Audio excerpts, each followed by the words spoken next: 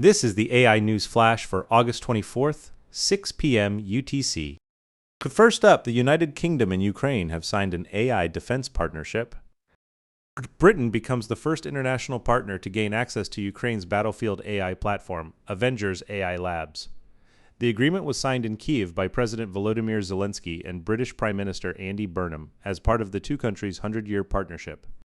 Avengers Labs is a battlefield database built from thousands of daylight cameras and infrared sensors deployed across Ukrainian territory. It captures millions of objects for AI training, including tanks, artillery, air defense systems, infantry, Shahed drones, and reconnaissance UAVs. The annotated dataset runs to 5 million frames. A target detection system trained on it now analyses more than 100,000 drone video streams every month and identifies roughly 70% of enemy targets in real time. It is already in operational use inside Ukraine's Delta command and control system. On the British side, Ukraine gains access to the world's third-largest AI ecosystem, along with leading universities, researchers, and technology companies. 3 British startups are named in the pilot. Scintella of Bristol, which uses fiber optic cable as a sensor for base protection. Mind Foundry of Oxford, working on low-power AI chips for drones and autonomous systems, and Skyroll of London. Separately, Britain has authorized missile maker MBDA to release classified information on components of the Scalp long-range missile so that local assembly lines can be set up inside Ukraine. Prime Minister Burnham said Ukraine has become one of the world's leading innovators in defense technology. Real combat data is becoming the scarcest resource in AI development. Second, Texas power infrastructure company Lancium has partnered with NVIDIA to deploy gigawatt-scale AI factories. Under the deal, Lancium's entire portfolio becomes a deployment platform for NVIDIA's AI factory technology stack. The numbers are substantial. 4 gigawatts operational today, with more than 15 gigawatts in the development pipeline. The flagship Abilene campus runs at 1.2 gigawatts and anchors the Stargate build-out from OpenAI and Oracle. A 1 gigawatt campus at Childress is expected to break ground this quarter. The technology being deployed is specific. DSX Max LPS uses liquid cooling and in-rack optimization to fit up to 40% more GPUs within the same power budget.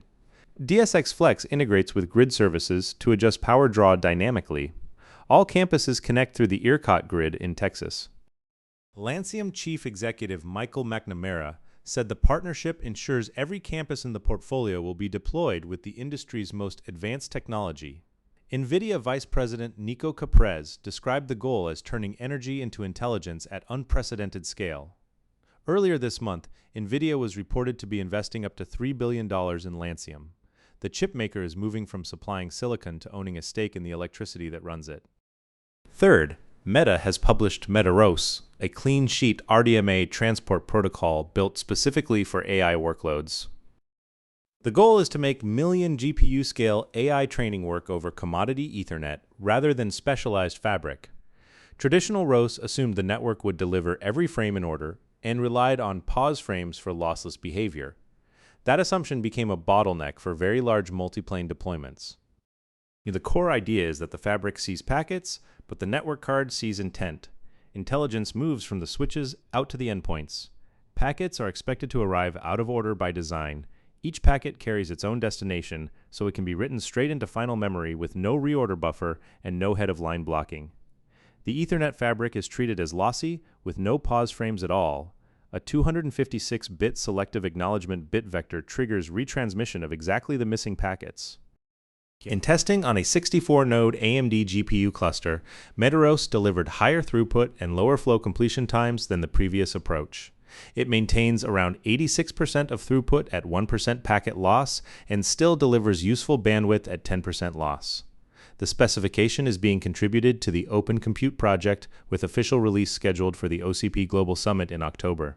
AMD has already validated an implementation on its Pensando programmable network cards.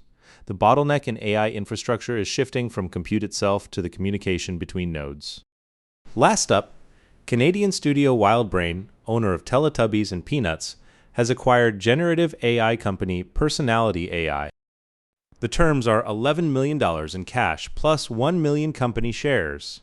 A further $2 million is due on the first anniversary of closing, and up to $56 million more is tied to performance targets through 2029. That puts the total deal value at up to $69 million. Personality AI specializes in kid-safe generative AI character experiences. Its best-known product is Hey Peppa Pig, built with Hasbro, which lets children hold a voice conversation with Peppa Pig on Amazon Fire Kids tablets. The design philosophy is what stands out. Models are built by mixed teams of AI engineers, child development experts, and entertainment producers, with safeguards built in and no retention of children's data. Founder and Chief Executive John Gasha joins WildBrain as Executive Vice President along with his team. With state-level regulation of AI chatbots for minors accelerating across the United States. This is a case of an intellectual property owner bringing kid-safe AI in-house rather than licensing it out. That's all for this AI News Flash.